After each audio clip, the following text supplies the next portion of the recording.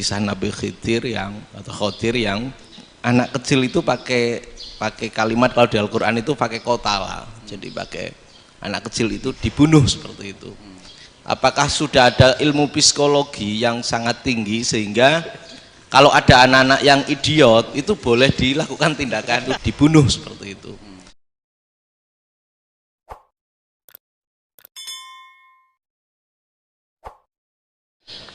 Assalamualaikum warahmatullahi wabarakatuh. Saya Fadil. Siapa Fadil ya? Dari peternakan ya? Saya termasuk orang yang cukup iskal dengan peristiwa itu kisah Nabi Khidir atau Khodir yang dari 3 cerita itu hanya 1 cerita yang saya masih agak bingung soal di situ anak kecil itu pakai kalimat, kalau di Al-Quran itu pakai kotala, jadi pakai anak kecil itu dibunuh seperti itu.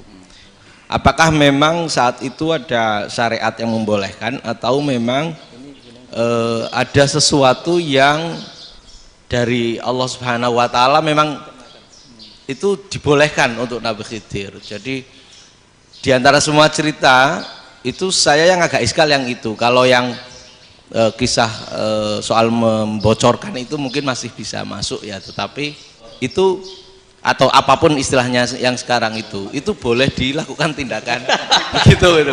Nah ini artinya mohon maaf karena pemahaman saya ada 2 pendekatan ilmu yang masuk, satu seperti Nabi Musa, yang satunya seperti Nabi Khidir. Mudah-mudahan ada sedikit penjelasan.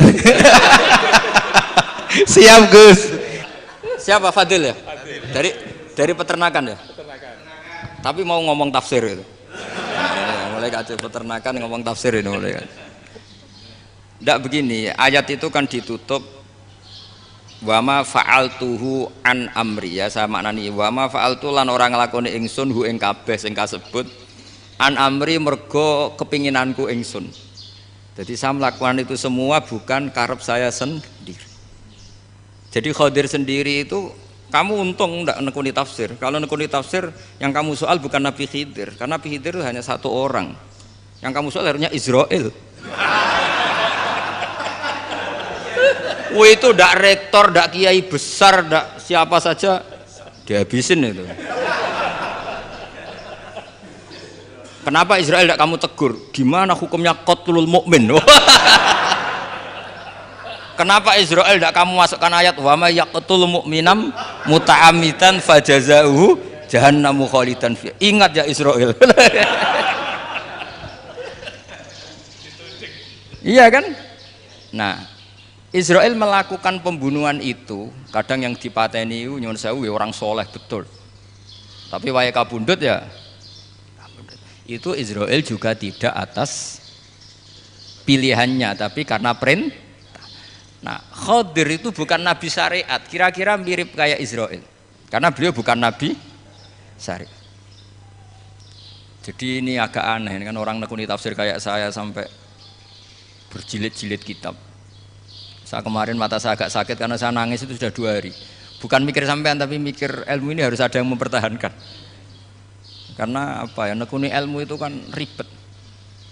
Kalau yang nekuni ilmu terus dosen terus rektor itu ya agak ada fasilitasnya. Kalau nekuni ilmu kiai itu naruh keramat kan taqabbala wa minna minkum taqabbal ya karim. Iya, tapi saya alhamdulillah keramat, jadi ya tetap hidup itu terus. Saya ulang lagi ya.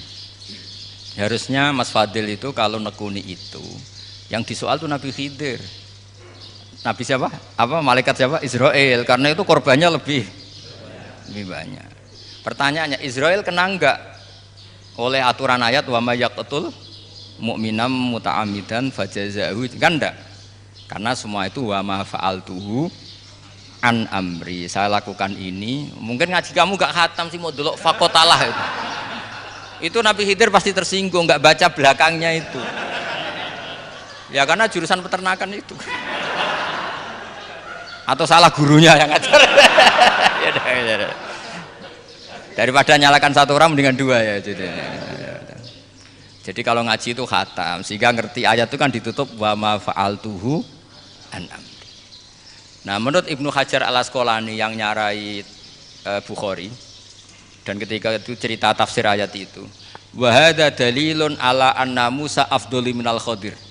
Justru ayat-ayat itu menunjukkan Musa itu lebih utama ketimbang Nabi Khidir, karena Nabi Khidir monoton melakukan apa saja yang diperintahkan Allah, sementara Musa tetap dengan gugatan syariatnya. Beliau gak terima ada orang main membunuh. Aqtal tanafsan zakiyatan bi ghairi nafas laqad ji'ta syai'an nukra. Nah, sur'atu Musa ila nahyil mungkar itu menunjukkan beliau Nabi ulil azmi. Jadi Nabi Musa langsung sikap, wah ini tidak benar kamu, padahal sudah ada perjanjian, kamu tidak boleh bantah. Tapi Nabi Musa lebih ngeboti syariat, lebih memihak syariat, nahi mungkar itu wajib. Justru itu menunjukkan derajatnya Nabi Musa fauqal Khadir.